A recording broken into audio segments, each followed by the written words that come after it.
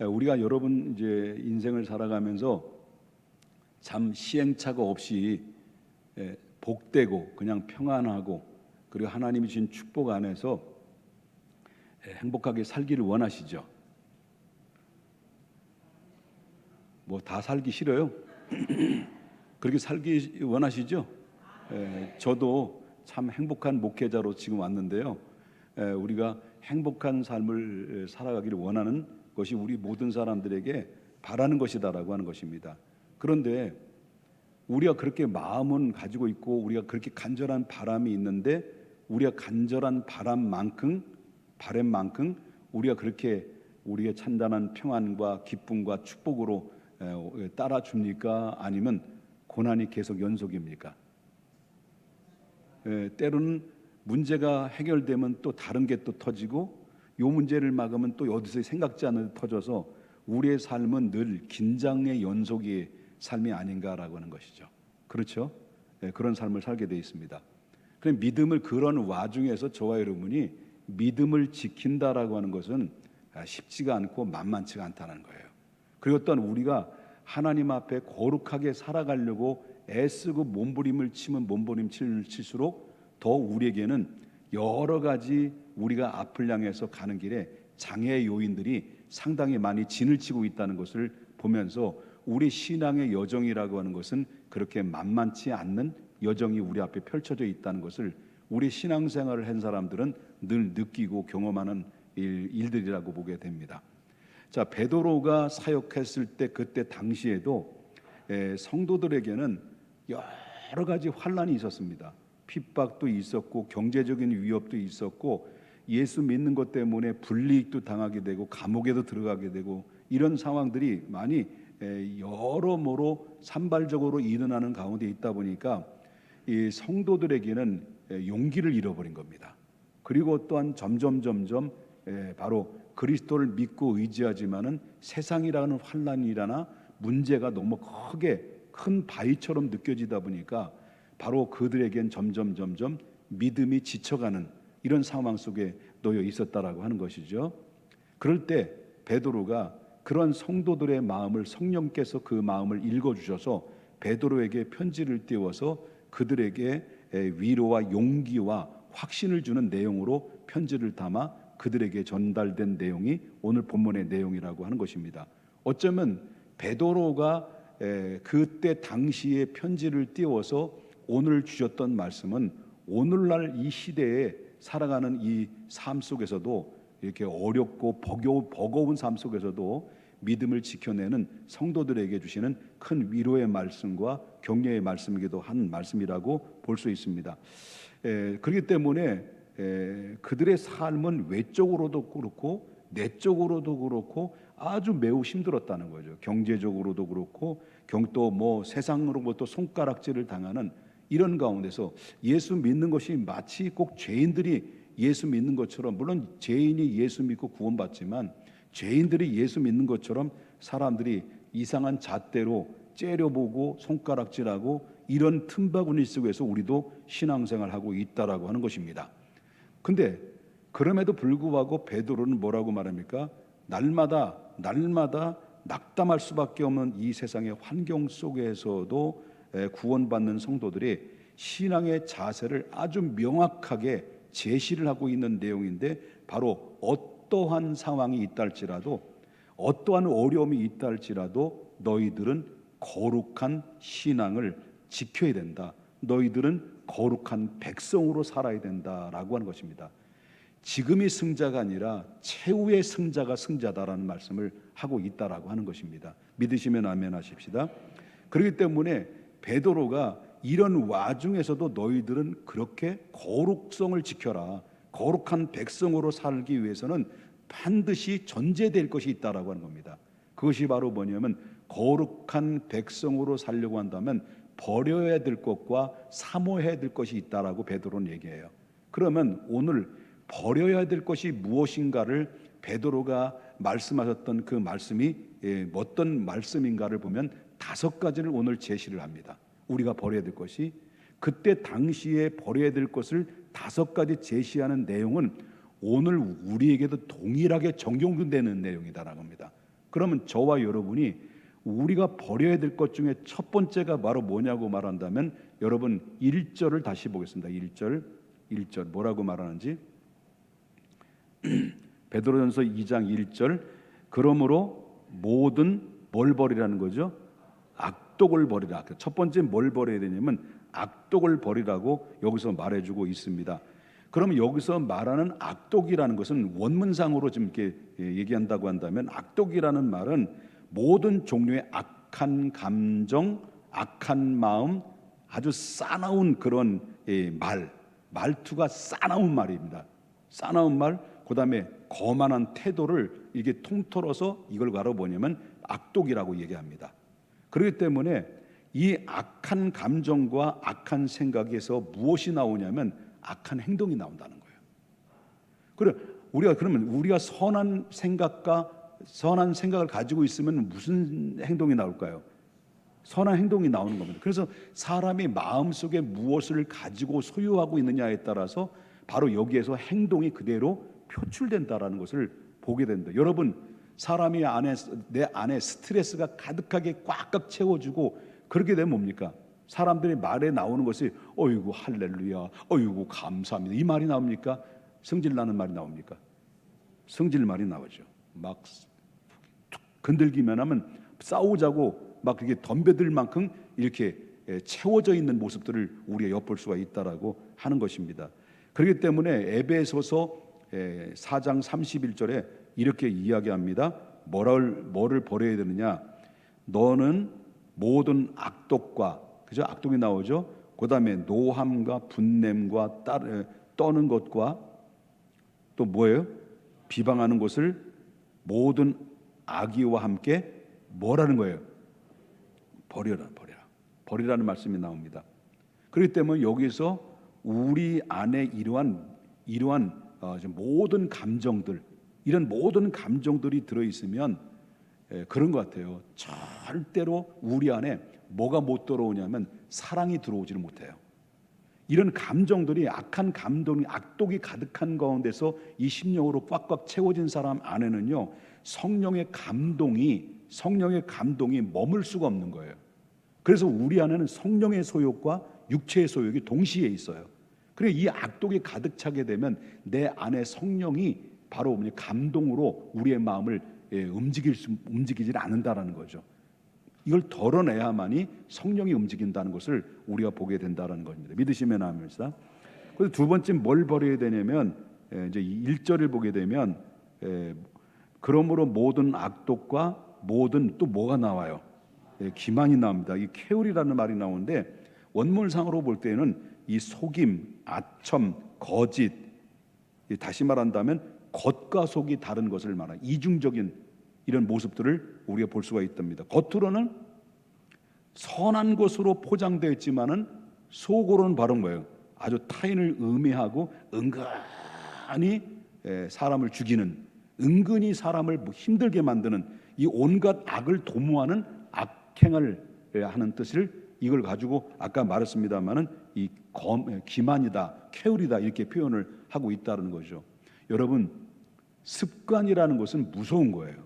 습관이라는 게 무서운 게 뭐냐면 남을 자꾸 속이는 것이 습관화가 되면요 결국 누구까지 속게 되냐면 자기 자신도 속게 되는 거죠. 자기 자신도 속다 보니까 이게 나중에는 자기가 자기를 속는 줄로 자기에게 속는 줄도 모르고 그렇게 이제 발전해 나가게 되면은 참 힘든 과정을 겪게 되는 사람들을 많이 제가 보게 된다는 거죠. 여러분, 하나님을 기쁘시게 하는 성도는 어떤 성도일까요? 속마음은 감추거나 속마음을 드러내지 않고 혼자 이렇게 움츠려 있고 이런 사람을 하나님 기뻐하는 것이 아니라 정말 넘어져도 쓰러져도 간절하게 진실하게 주님 앞에 나와서 아버지 또 죄를 졌군요, 아버지 또 내가 이렇게 실수를 범했군요라고 하나님 앞에 자기의 진실함을 토해내는 사람을 하나님이 기뻐하신다라는 거죠.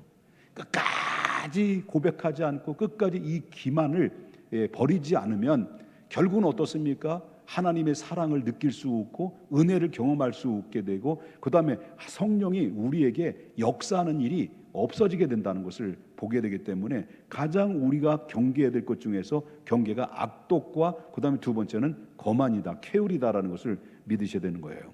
그다음에 세 번째 버려야 될 것이 바로 뭐니? 외식입니다. 이것도 굉장히 중요한 문제입니다. 외식. 이건 우리의 가장 믿음의 사람들의 함정에 쉽게 빠지기 쉬운 게 바로 외식인데요. 이것은 위선적인 모든 것을 다 의미하는데 이 겉으로는 신앙이 있는 것 척하는 겁니다. 겉으로는 바로 영적인 사람인 것 척합니다. 겉으로는 신령한 사람인 것 척합니다. 그러나 속으로는요 하나님이 멀어진 상태입니다. 얼마든지 바로 연기할 수 있고 얼마든지 포장해서 이렇게 정말 화려하게 믿음이 있는 사람처럼 드러내 보일 수 있을는지 모르지만 실질적으로는 바로 뭡니까? 화려한 겉과 달리 속으로는 완전히 썩어져 있는 상태, 부패되어 있는 상태를 가지고 있는 사람들이 위선적인 사람들이 꽤 많다라는 거죠. 물론 사회, 교회 밖의 사람도 있지만은 우리 신앙 안에 있는 사람들도 그럴 수 있다는. 그러면 이런 위선적인 그런 함정에 쉽게 빠질 수 있는 가능성이 높은 사람들이 어떤 사람일까요? 신앙을 오랜 세월 동안 한 사람입니다. 그 다음에 하나님의 말씀을 인도하는 목회자일 수도 있습니다. 얼마든지 강단에서 거룩한 하나님의 말씀을 선포하고 거룩한 모습을 보여주면서 여러분들에게 신비롭게 보여질 만큼 이렇게 행위를 포장할 수는 있습니다. 그러나 속에는 전혀 바로 그런 거룩한 행동의 모습이 보이지 않고 이미 썩어져 있는 상태에 외식으로 가득 채워진 사람들도 있다는 것입니다. 그렇기 때문에 좌우옆분과 인사합시다. 그러니 조심하십시다. 그대여 변치 마오. 어제 많이 들었던 얘기입니다. 믿으십니까? 그런데 신약 성경에 보면은 여러 인물들을 소개하고 있죠. 여러 인물들 소개하는데 이것은 바로 그때 당시 종교인들과 바로 종교 지도자들이 그런 모습이었다는 거죠. 제가 서두에도 저 먼저 얘기했잖아요. 저도 그런 가능성이 있을 거다고. 그런 마찬가지로 그때 당시에 종교인과 외식하는 이런 서기관들, 위선자들이 많았었다라는 거죠. 그런데 이 유대 종교 지도자들이 대부분 그런데 이 종교적으로는 이들은 열심은 못 따라하는 거죠. 여러분 수련회 때도 강사님이 말씀하신 것처럼 바로 이들은 자기의 믿음을, 자기의 신앙이 좋은 것을 보여주기 위해서 바로 보니까 시장 바닥에 가서 자기의 거룩한 모습으로 두 손을 놓고 기도하거나 그리고 구멍 뚫린 주머니에 구멍 뚫어놓고 동전을 이렇게 하나씩 떨어뜨리면서 나는 구제했다 이렇게 자랑을 하는 이런 사람들이 많았다는 거죠. 이런 이 외식하는 사람들을 바라보면서 하도 보다 참지 못해가지고 바로 이제 세례 요한이 뭐라고 말하니 얼마나 역겨웠으면 세례 요한이 이렇게 비판을 합니다. 마태복음 3장 7절입니다. 뭐라고 말하면 요한이 많은 바리새인들과 사두개인들이 세례를 베푸는 대로 오는 것을 보고 이르되 뭐라고 얘기하는 거예요? 이 독사의 자식들아 누가 너희를 가르쳐 임박한 진노를 피하라 하더냐라고 말하는데 여기서 이 세례 요한은 그들을 바라면서 너무 역겹다 보니까 참지 못하고 이 독사의 자식들이라고 말합니다. 이 독사의 자식들이라는 말은 어떤 말이라는 거예요? 그 자식은 어떤 자식이라는 거예요? 욕을 하니까 참 좋네. 그 자식은 어떤 자식이라는 거예요? 못난 자식. 그게 아니고요. 마귀의 자식이라는 거예요. 외식은 마귀의 자식과 같다. 이렇게 평가를 세례 요한이 했다라는 거죠. 그러니까 이 함정에 빠지면 안 돼요. 오랜 신앙생활 한 사람들이 또 중직자가 받아야 될 사람들이 이 쉽게 함정에 빠질 수 있다는 것을 우리가 보게 된다는 거죠. 그러니까 말하자면 의무는 전혀 하지 않고 권리만 주장하는 사람도 있단 말이에요. 이것도 외식이에요.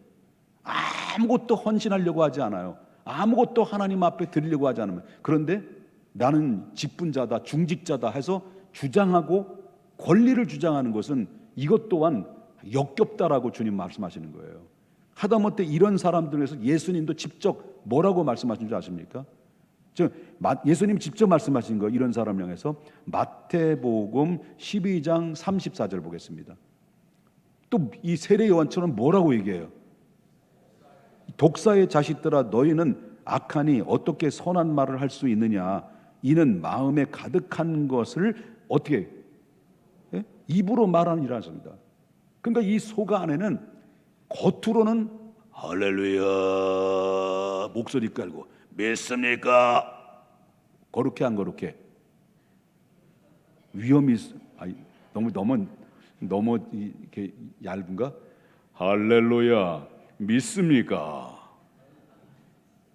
이것도 아닌가? 여러분 하나님께서 여러분들을 축복하시리라 믿습니다. 할렐루야. 다시 한번 할렐루야.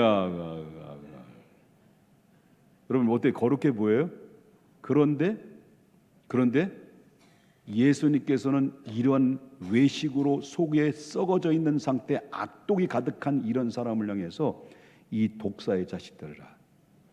그러면 마태복음 23장 33절에 또 뭐라고 말하냐면 뱀들아 독사의 그다음 뭐라 해요? 새끼들아. 예수님이 욕했어요. 욕받을 짓 한 거예요. 다시 한번 요 부분만 읽겠습니다. 뱀들아 독사의 새끼들아. 새끼들아 얘기해야 됩니다. 시작. 뱀들아 독사의 새끼들아. 이럴 때 욕해보는 거지 언제 봅니까? 자, 너희가 어떻게 지옥의 판결을 피할 수 있겠느냐? 외식하는 사람들에게는 지옥에 가깝다는 거예요. 그러니까 일관적이어야 돼, 믿음이. 그래서 베드로는 이런 신앙의 가면을 벗으라는 거예요. 그래야 하나님의 사랑이 들려오고 성령의 감동을 받게 되고 무엇이든지 우리의 삶 속에서 행복해질 수 있다는 것을 성경에 말해주고 있다라고 하는 거예요. 안 좋은 얘기만 하니까 기분이 썩 안 좋으신 것 같아요. 그 다음에 네 번째 뭘 버려야 되냐면, 자 1절에 보게 되면 뭘 버리라는 거예요? 시기. 또 요 시기가 참 얘 참 우리 삶 주변에서 많이 일어나는 일들이죠. 그죠? 여러분이 멋있잖아. 여러분들 이쁘잖아요. 아름답잖아요. 그래도 좀 잘 나가시잖아요. 그리고 여러분 내가 볼 때는 여러분이 이쁘고 아름답고 좀 잘 나가시니까 주변에 많은 시기 질투의 대상이 여러분일 것 같아요. 보니까요. 내가 볼 땐 그런 것 같아. 너무 용기를 가지세요. 희망을 좀 가지세요.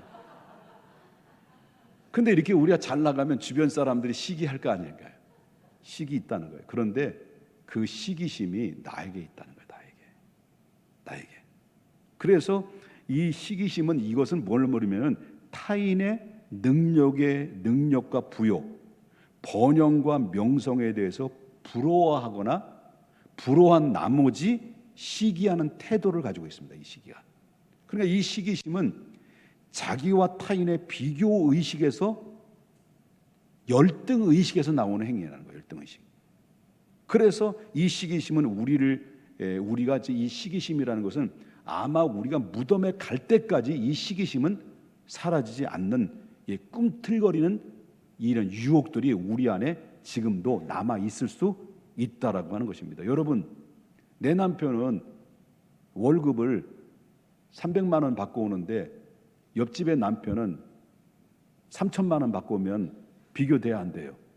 그리고 그 부인 만나면 자동적으로 열등이 생겨요, 안 생겨요? 생기죠.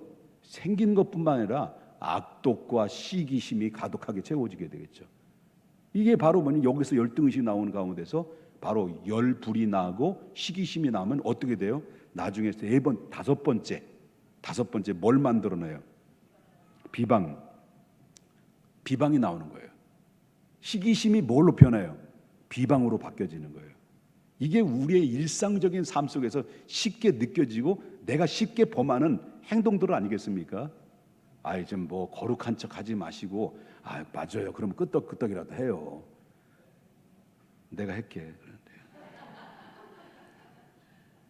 자, 이렇게 비방하는 말, 비방하는 말. 이것은 타인을 헐뜯는 얘기예요. 시기심으로 거기서 또 뭡니까? 시기심만 있는 것이 아니라 그 사람을 공격하기 위해서 그 사람을 좀 데미지를 입기 위해서 시기심이 발동되는 경우가 있다는 거예요. 한마디로 말로 그 말 한마디 누구의 이런 말을 저런 말을 좀 이렇게 퍼뜨려 가지고 그 상대방을 그 말로 죽이는 겁니다. 여러분, 말이라는 것이 어떻습니까? 여러분, 교회를 향해서 내가 친해. A하고 B하고 친해. A하고 친해. 너무 친하다 보니까 담임 목사의 설교보다도 이분의 말이 더 은혜가 되는 거예요. 이분이 진리에 친한 A라는 사람이 너무 친하니까, 너무 존경스러우니까 담임 목사 설교보다 이 사람이 진리야. 무한 신뢰야. 그러면 무한 신뢰인데 이 사람이 어떤 집사님이 이렇고 우리 목사님은 다리가 짧고 왜 목사님 얼굴이 그만큼 커? 머리숱이 많이 빠졌네. 옛날 같지 않네. 뭐 등등. 막 이런 사람이 자꾸 부정적인 얘기가 나면 바로 이 사람이 너무 좋으니까 아무리 하나님의 생명의 말씀, 진리의 말씀, 엑기스를 전한다 하더라도 안 들리는 거예요. 누구의 말이 더 다 들리는 거예요. 요 시기심으로 말을 건네고 부정적인 말을 퍼뜨리는 이 사람의 말에 바로 뭡니까? 같이 흡수돼서 같이 묻혀서 덩달아 춤을 추는 사람, 가장 미련한 사람이에요. 가장 미련한 사람. 이 영불별이 되지 못하면 넘어지는, 같이 덩달아 춤을 추면서 덩달아 망해되는 거예요. 신앙이 절대 못 들어와요. 말씀 들어옵니까? 말씀 안 들어와요. 말씀 들립니까? 안 들려요. 얼굴 보면 째려봐. 계속. 내가 알아. 여기 세 사람 있어. 저를 째려보는 사람. 아닙니다. 농담입니다. 그럴 수도 있겠지 뭐. 있단 말이에요. 친구 따라 강남 가다가 지옥 가요. 예? 친구 따라 강남 가다 지옥 간다니까. 그런 사람이 정말 뭘 보면 알아야 되니까 삶의 열매를 봐야지.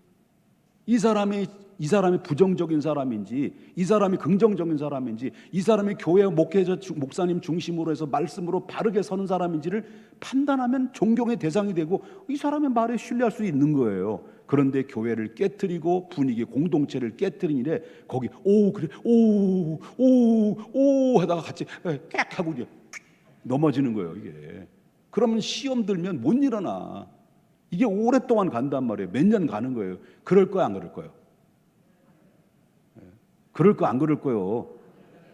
그러지 마요. 하나님께 혼나. 언제까지 그렇게 담임 목사 얼굴 보고 인상 박박 쓰고 다닐 거예요? 예? 내가 뭘 그렇게 잘못했다고? 나는 하나님 말씀밖에 안 전했어. 농담인 거 아시죠?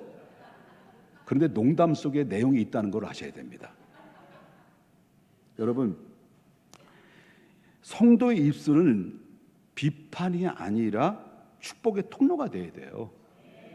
축복의 통로. 그래서 우리의 입에서는, 성도는요, 우리의 입에서 어떤 사람과 함께 해야 되는 줄 아세요? 이 교회는 왜 그렇고, 왜 이 교회는 왜 이렇고, 이런 사람과 함께하면 절대 안 되는 거야. 내 입에서 어떤 사람과 함께 해야 되지 않습니까? 내 입에서 어떤 사람과 함께 해야 됩니까? 입에서 은혜의 말이 말버릇처럼 나오는 사람들. 정말 오늘 말씀에 은혜 받았다. 오늘 구역장님의 말씀을 통해서 정말 내가 도전받았다. 내가 이렇게 살았다니. 나 구역장님의 말씀을 통해서 내가 다시 새롭게 마음에 결단했다. 이렇게 해서 정말 여러분이 이렇게 내 입에서 나오는 말 한마디 한마디가 은혜의 말이 말버릇처럼 계속 쏟아질 때 거기에 바로 뭡니까? 나도 살고 주변의 공동체도 사는 거예요. 그런데 내 입을 조심해. 입은 사람을 죽이기도 하고 살리기도 하지만 공동체를 무너뜨리기도 하고 공동체를 세우기도 한다는 거죠. 특별히 구역장님들은 잘해야 됩니다. 구역을 인도하는. 그리고 지도자를 맡은 사람들은 누군가 나를 따라주는 사람, 누군가 나를 동조해주는 사람들 앞에서는요, 절대적으로 우리는 선한 영향력이 되는데 교회 민폐, 사람들을 죽이는 일들을 해서는 안 된다. 그러면 죽어요 라는 것을 잊지 말아야 된다. 그래야 성도다워지는 것이다 라고 하는 것입니다. 그렇다면 그러면 우리가 버려야 된다. 5가지 버려야 된다. 버려요. 그러면 우리가 버리는 대신 뭘 사모해야 되느냐라는 거겠죠. 그럼 보십시다. 2절부터 보겠습니다. 뭘 사모해야 되는지 2절. 다 같이 한번 읽어볼까요? 시작. 갓난아기들 같이 순전하고 신령한 젖을 사모하라. 이는 그로 말미암아 너희로 구원에 이르도록 자라게 하려 함이라. 아까는 죽이는 거예요. 그럼 이번에는 살리는 거예요. 나도 살고 너도 살고 우리 가족도 살고 우리 자녀도 살고 교회가 살고 나라가 사는 것이 뭐냐? 바로 그것은 신령한 젖이라는 말이 나와요. 신령한 젖은 뭘 말해요? 하나님의 말씀이에요. 그래서 위에 5가지를 저와 여러분 버렸다면, 여러분 오늘 말씀을 통해서 내가 버리겠습니다, 내가 버렸습니다, 이제 결단했습니다 했다면, 여러분 내가 만약에 이 말씀을 듣고 이 문제가 내가 무엇인가, 이것은 내가 잘못됐다라고 여러분이 인식하고 내가 위험한 위치에까지 왔다라고 생각하며 자각하면서 회개하고 내가 다 덜어냈다면, 이 덜어낸 이 빈자리에 뭐가 채워져야 됩니까? 생명의 말씀이 채워져야 되는 거예요. 생명의 말씀이 채워졌을 때 우리는 버리기만 하고 채워지지 않으면 어떻습니까? 그 다음엔 더 더러운 것들이 들어온다는 거예요. 이전보다도 내가 버렸단 말이에요. 5가지를 다 버렸단 말이에요. 그런데 말씀으로 계속 차곡차곡 채워줘야 되는데 이걸 채워지지 않고 그대로 내버려두면 이전의 악한 것들이 다시 들어와서 이전보다 더 악한 모습으로 변모해 나가는 이런 모습들을 우리 쉽게 발견하게 된다는 것을 보게 된다는 거죠. 그러므로 우리는 뭐가 채워져야 돼요? 생명의 말씀이 채워져야 된다. 그것을 가지고 뭐라고 말하냐면 신령한 젖, 순전한 젖 이렇게 얘기합니다. 그래서 뭘 우리는 사모해야 됩니까? 신령한 젖을 사모해야 된다. 이것은 신령한 젖이 뭐냐, 순전한 젖이 뭐냐는 것은 이건 섞이지 않는 말씀, 섞이지 않는 말씀이에요. 즉 사람의 생각이나 철학이 섞이지 않는 순수한 말씀이에요. 설교를 들을 때도 설교하는 자들이 정말 잘해야 될 것이 바로 뭐냐면 하나님의 말씀을 잘 풀어서 쉽게 이 말씀을 성도들에게 알아듣게 전달되는 것이 목사의 사명이에요. 그런데 여기에 무슨 세상의 철학이나 세상의 지식이나 모든 정치나 경제나 사회나 이런 것들이 첨가해서 본질보다도 그 비본질이 본질인 것처럼 포장돼서 설교를 하면 달콤하게 전달될 수 있었는지 모르지만, 그러나 그 사람들의 성도들은 그 사람들의 영혼을 죽이는 거예요. 하나님의 말씀은 하나님의 말씀이 되어야 되는 거예요. 하나님이 그렇게 말씀하시면 그 말씀은 하나님의 말씀인 거예요. 믿으면 되는 거예요. 그래서 중요한 것은 바로 뭐냐면 여기에 섞이지 말아야 된다는 것입니다. 그러니까 말씀은 뭐냐? 그래서 영혼의 양식이에요.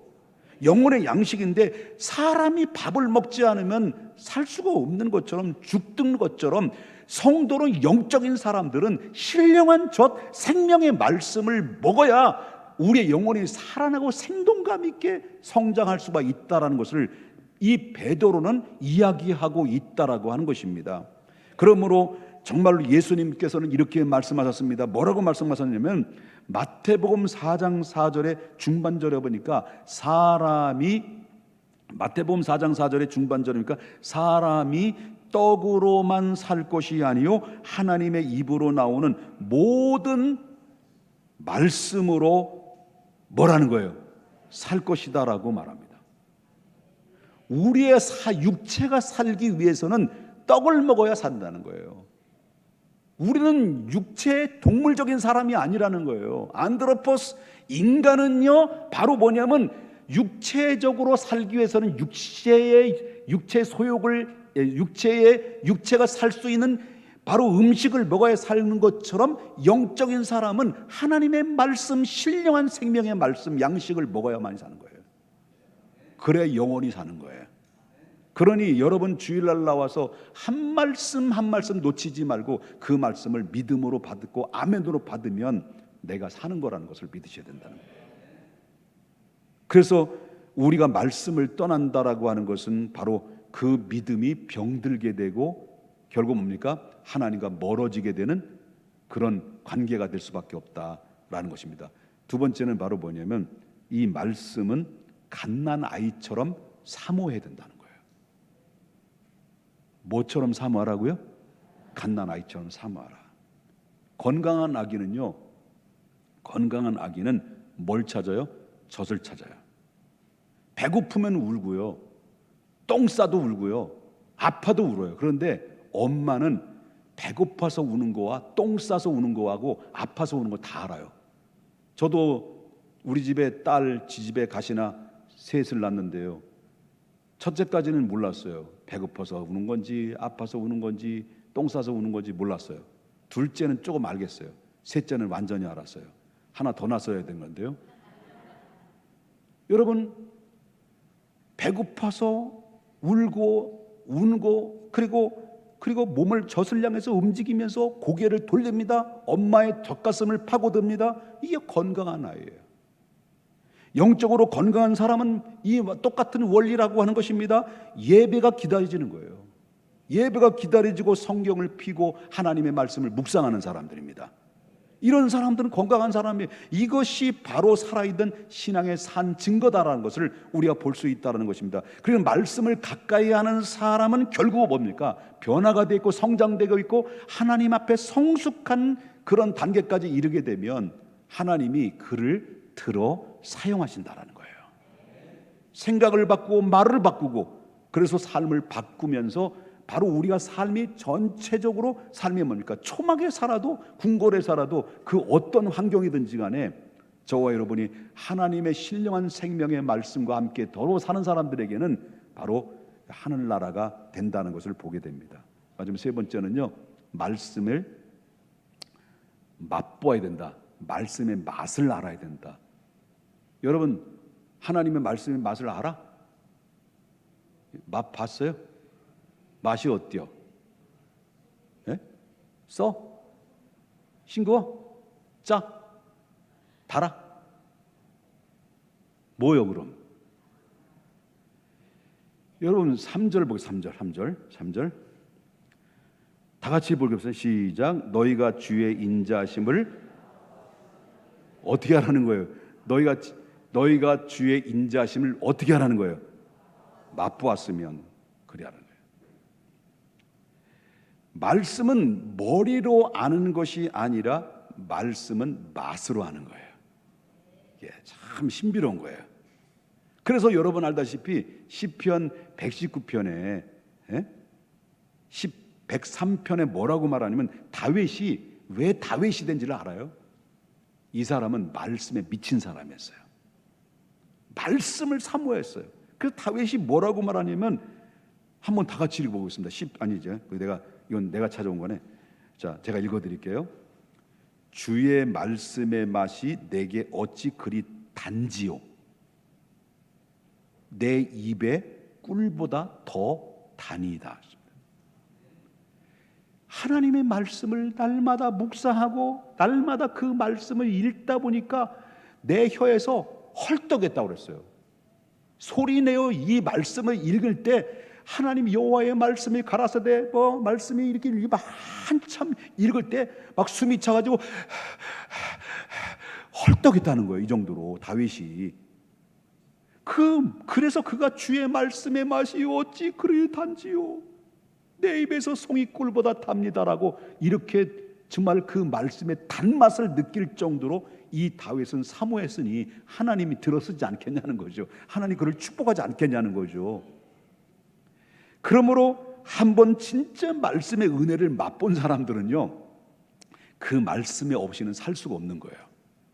성경이 읽기에 부담이 아니라 성경이 있는 게 기쁨이 오는 거예요. 그래서 그 말씀 안에서 살아 계심을 느끼게 되고 하나님의 은혜가 느끼게 되고 그 말씀을 타고 성령이 내 마음속에 사로잡게 되면요, 아무것도 없어도 돼.